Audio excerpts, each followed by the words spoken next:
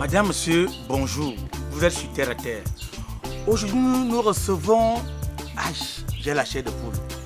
À l'époque, on était tout petit. On regardait ce monsieur à la télé. On l'écoutait à la radio. Merci Seigneur, aujourd'hui, je suis devant lui. Mesdames et messieurs, voici pour vous Oncle Ochama, monsieur Daniel Do. Bonjour le patriarche. Bonjour. Est-ce que le patriarche lui-même, puisque les enfants qui nous regardent actuellement là, vraiment passés, c'est pas votre niveau. À l'époque, vous n'étiez pas encore né. Est-ce que le patriarche peut lui-même se présenter parce qu'il sait qu'il doit avoir une carte de visite. Une carte de visite recto verso. Eh bien, la carte de visite recto verso, c'est tout simplement que Oncle Ochama commence un tout petit peu dans les années 1972. Oui, 1972, où le théâtre était encore un théâtre des Blancs. Ouais. C'est-à-dire que si tu ne jouais pas Corneille, tu n'étais pas un acteur. Si tu ne jouais pas Racine, tu n'étais pas un acteur. Si tu ne jouais pas Victor Hugo, tu n'étais pas un acteur. Je ne parle pas de Molière.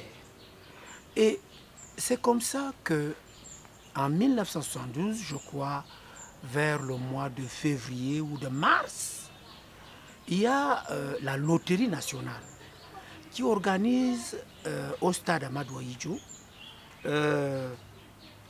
une soirée de tirage au sort du ticket gagnant. Alors il y avait une grosse roue et qu'on faisait tourner et chacun regardait là où ça s'arrêtait. Ouais.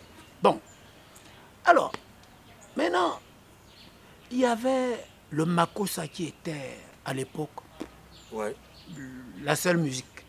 Alors les Kambi Brillant, Elvis Kemayo, ils sont venus de Paris. Alors, le seul comédien qui était dans le lot de tous ces musiciens, c'était Daniel Ndo à l'époque, qui n'était pas encore Oncle Ochama. Il a quel âge à l'époque? Ben, quel âge à l'époque, de 1946 à 1972, vous calculez vous-même. Ouais. Alors, maintenant, je suis donc, j'attends qu'on m'appelle, et puis, au moment où on tourne la roue, il y avait au moins 20 000 clients qui avaient acheté les billets. Au stade omnisport à Amadou Ahidjo? Oui. Alors, au moment où on tourne la grosse roue, chacun regarde et la roue s'arrête toujours à un chiffre que personne n'a. Ah, les gens commencent à insulter que c'est que les organisateurs.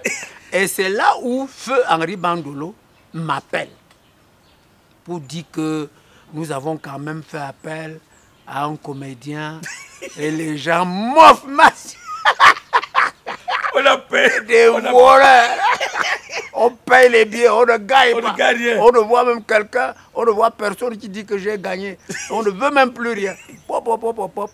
Malgré ça, il me lance et j'avais 10 minutes. Pour aller affronter la foule là. Maintenant, moi aussi, je fais la bébête. Je veux faire le théâtre racinois de l'époque ou cornélien. Je commence. Mon vrai. Toi-même, tu es parmi les Tu es parmi les gens là. Je me dis, ouais, est-ce que c'est moi qui viens mourir ici? Et c'est là où je me dis, mais pourquoi ne pas réagir comme eux-mêmes réagissent là? Pour adapter. Tout de suite, j'ai dit, aïe, les affaires de billets là. Tout le monde se tait. Voilà. Et il y a que a dit, waouh. Voilà. Tu es avec nous maintenant. Voilà comment je réforme donc l'interprétation théâtrale à l'époque. Et cette interprétation a failli me coûter cher parce que le conseiller technique du ministre de l'Information et de la Culture, il a trouvé que oui, Daniel Ndo gâtait le français avec un ton qui ne sied pas au bon langage, et je ne sais pas quoi.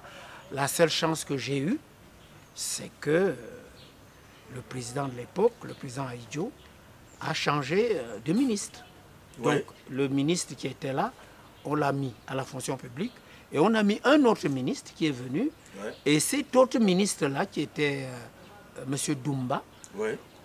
contrairement à l'autre qui partait, il a appelé le même conseiller technique.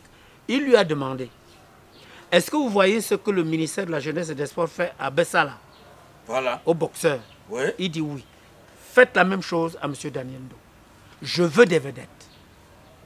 Bon, malheureusement, on est arrivé, il n'a absolument rien fait, mais au moins j'ai été sauvé. Ouais. Voilà là où la réforme théâtrale à la camerounaise Ouais. prend donc le départ en 1972 et c'est ce qui m'amène 5 ans plus tard, en 1977, à créer Oncle Otsama, d'abord pour la télévision, Ouais. parce que j'avais été choisi avec 14 autres Camerounais pour aller apprendre la dramatique télévisuelle en Italie, Ouais. oui, à Canal 21 et à la RAI. Ensuite, nous sommes revenus. Et dès que nous sommes revenus, bon, malheureusement ou heureusement, bon, j'étais sur le plan administratif, j'étais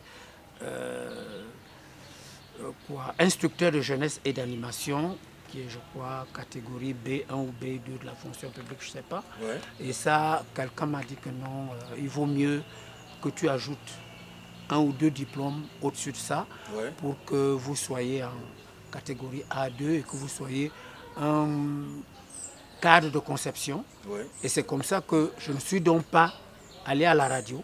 Ouais. J'ai préféré reprendre mes études pour être conseiller principal de jeunesse et d'animation.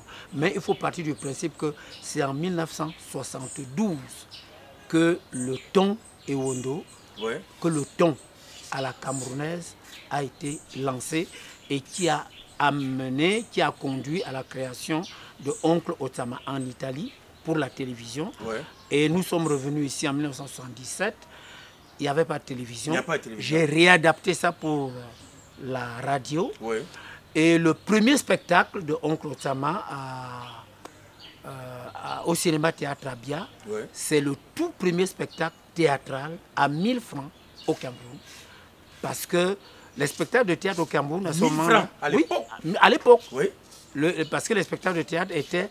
On avait commencé dans les années 1967 à 25 francs. Ah ouais. Et 25 francs, personne ne venait. Tu étais obligé de sortir les gens qui étaient... qui vagabondaient là, Ouais. dans Venez la la cour. salle. Oui, à 25 francs. Après, on est monté à 50 francs. Après, on est monté à 100 francs. Après, on est monté à 150 francs, 200 francs. Bon, on était déjà à 500 francs. Alors, je me suis dit, chaque fois que les Makos s'amènent, Vraiment. venez jouer ici, à Yaoundé, ou à Douala, 1000 francs. Alors, Mais moi, j'ai dit, mais comment? Moi aussi, je passe déjà à la radio, comme eux. allez, 1000 francs. J'ai mis 1000 francs. On a arrêté la vente des billets. Et c'est là le où théâtre a bien les plein. autres ont suivi. 1000 francs a commencé. Et après 2000, 3000. Voilà comment le Oncle Otsama a donc créé, n'est-ce pas, le mouvement théâtral acceptable comme produit de consommation Oui. par les Camerounais. Alors, Oncle Chama, on parle de 1972. En ce moment-là, les figures telles que Jean-Michel Cancan, les Massa Bakre, ces gens-là, ils sont où à ce moment-là? Il n'existe pas.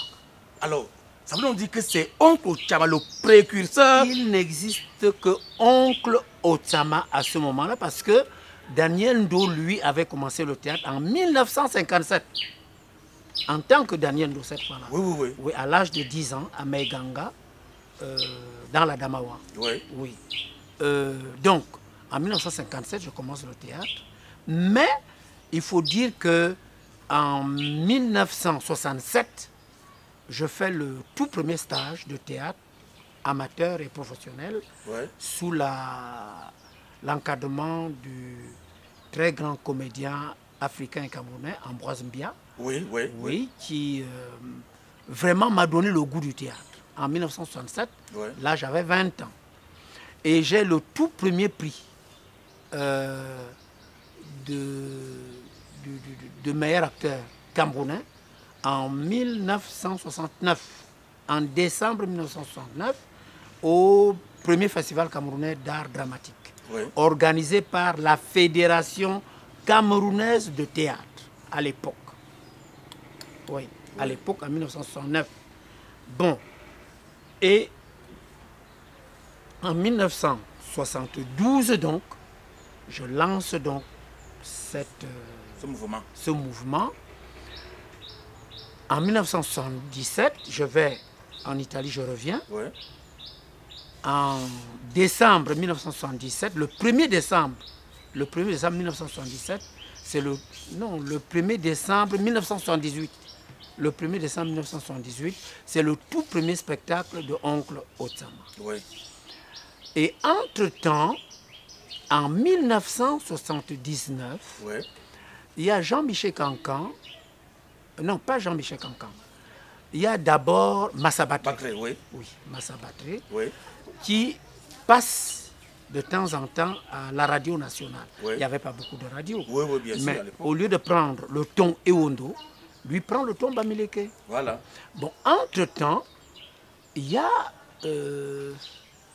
quelqu'un d'un peu plus génie. Il était beaucoup plus un génie que Massa Batré, Jean-Michel Cancan, qui est à Akonolinga. Et semble-t-il qu'il vit dans un quartier où il y a les bars et où les Bamileke s'amusent un peu à parler avec le ton Bamileke. Il prend donc ce ton. Quand il arrive à Yaoundé, les journalistes, certains journalistes, trouvent qu'il est mieux que Massa Batré. Mais il faut dire qu'après moi, c'est Massa Batré. D'accord. Ça, il faut le dire. Après moi, c'est Massa Batré.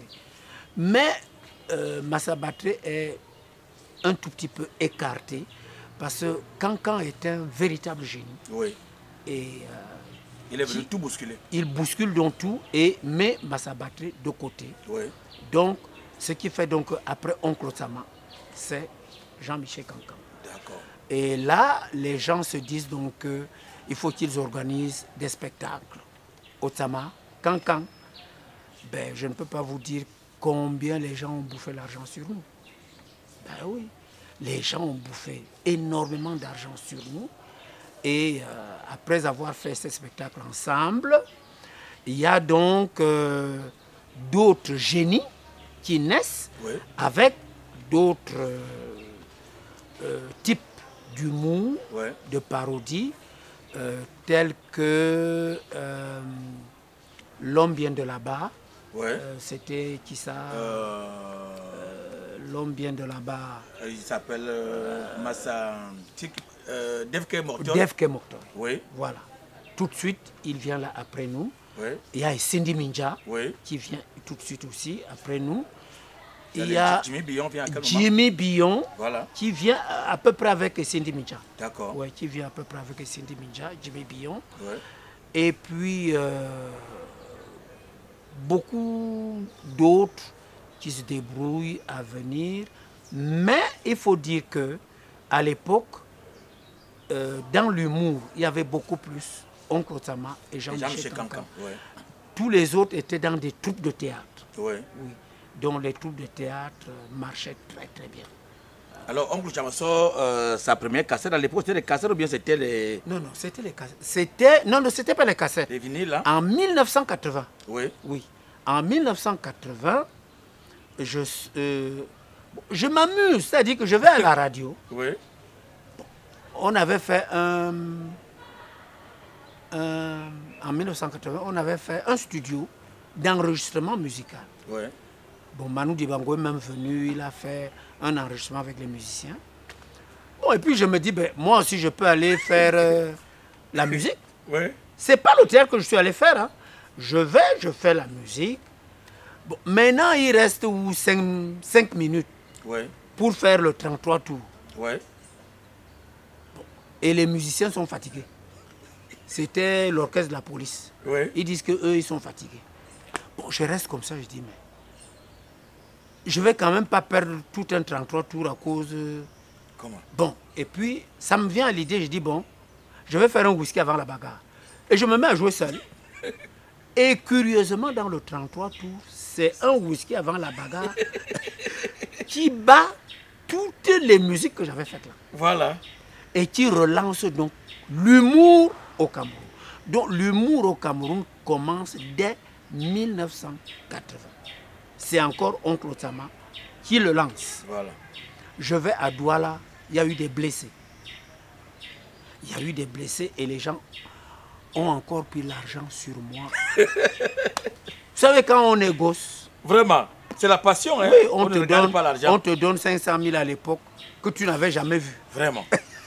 C'était beaucoup. Alors toi, tu trouves que c'est beaucoup. Alors que le gars prenait 5-6 millions sur moi. C'est après que je me rends compte. Oui.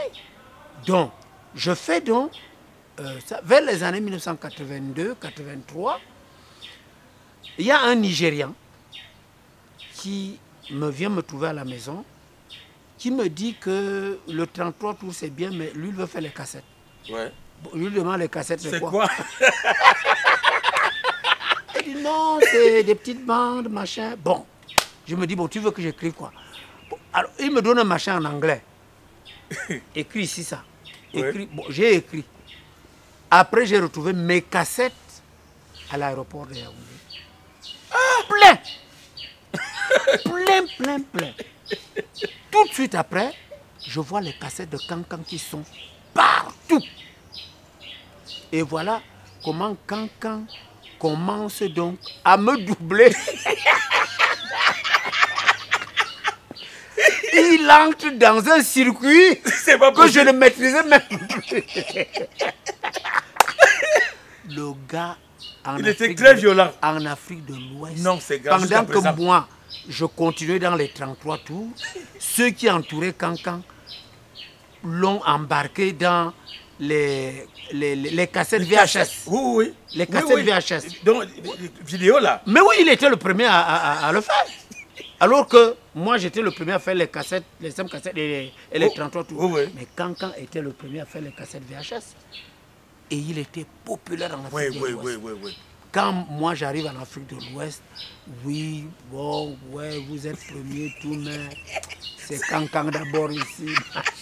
J'ai beau leur dire que c'est moi-même. Ouais, mais vraiment Jean-Michel Cancan. Après, c'est le président de la République même qui invite Cancan. Oui. Pendant que moi, maintenant, le président de la République m'invite aussi au Gabon. Voilà. C'était une concurrence terrible. Oui. Mais ce qui était bien avec nous, c'était le travail. Il n'y avait pas de jalousie. Oui. Il n'y avait pas de trahison. Il n'y avait pas de vengeance. Non, la sorcellerie n'existait pas encore. Non. Chacun faisait ce qu'il avait à faire. Bon, Patricia, si maintenant on te demande de te présenter, tu vas dire aux gens que tu es quoi? Tu es comédien, tu es humoriste, tu es chanteur, tu es... Parce que tout à l'heure, quand on va te chercher, on t'a trouvé avec un groupe d'enfants que tu étais en train de former. Et tout à l'heure, après, tu iras encadrer les enseignants de ces enfants-là. Finalement, oncle Chama, c'est quoi même? Non, en fait, je suis un homme de culture. Oui. Un homme de culture qui a ses approches dans le cinéma, ses approches dans le théâtre, ses approches dans l'animation, ses approches dans le loisir, ses approches dans la récréologie, ses approches... Et le père récréologie là.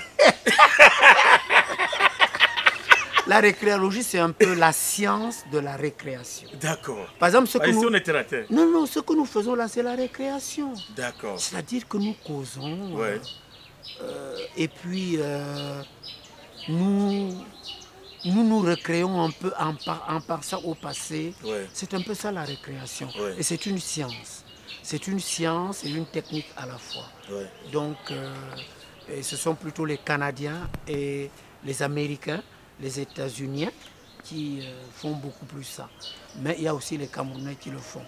Bon, homme de culture, il faut dire que je suis aussi dans les jeux, les jeux dramatiques, les jeux de simulation, les jeux de situation,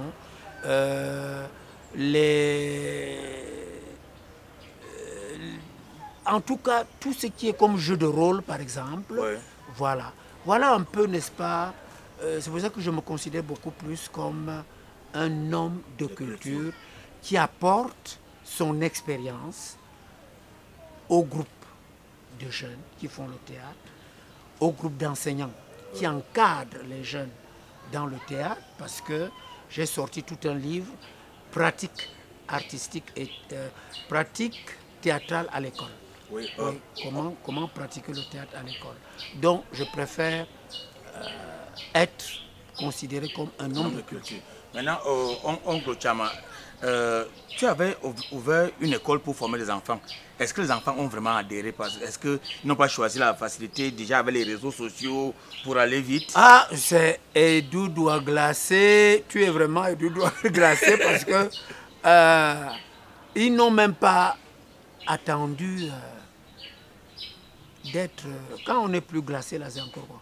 Vous devez congeler. Voilà. Ils n'ont pas attendu d'être congelés. Oui. Ils ont même eu peur d'être glacés. Parce que quand j'ai ouvert l'école, Oui. je me suis dit, il faut mettre dans la tête de ces jeunes que le théâtre n'est pas pour les rater.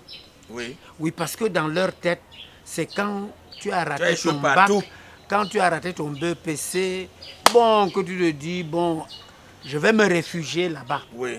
J'ai donc ouvert une école, centre d'apprentissage théâtral, Oui. qui était vraiment... il y a des bacheliers qui y sont entrés. Oui. Il y a eu 100 inscrits dès le départ, en 1997. Mais curieusement, dès qu'on a commencé à faire la pédagogie dramatique, ils m'ont dit, monsieur, nous fuyons l'école là-bas. Tu viens Vous amenez encore l'école? Non, vraiment. Nous, on croit qu'on vient rire. Et voilà comment tout le monde est parti. Je suis resté peut-être avec 5. Oui. 5, l'année qui suivait, il y a quand même 10 qui sont venus. Et aujourd'hui, est-ce qu'il y en a quand même qui ont excellé? Oui, il s'appelle comment? Il passe dans Canal Plus là. Valérie Ndongo. Voilà. Ah, donc voilà. Ben, Valérie Ndongo, mais ce que je regrette un peu, il ne veut pas reconnaître qu'il a été mon élève, ou quand il le reconnaît, c'est à voix basse. C'est à voix basse et puis c'est avec des récriminations de je ne sais pas quoi. Bon, le vieux, lorsque tu vois... Mais il y a ça, oui. Il y a sur le plan international, oui. Il y a... tu es allé au Gabon faire des formations chez oui, au Gabon. Omar de Funzou. Voilà, il y a Omar de Funzou oui. que j'ai formé. Oui. Et il était parmi 100 jeunes que j'ai formés là-bas. Il est l'un des rares qui est sorti du lot. D'accord. Oui. Bon, en Côte d'Ivoire, j'en ai formé. Ouais. Et en Côte d'Ivoire, quand je formais, il n'y avait ni Goût, ni je ne sais pas quoi, tout ce que je vois là. Voilà. En 1990. Alors, il faut lui demander si en 1990, il était là.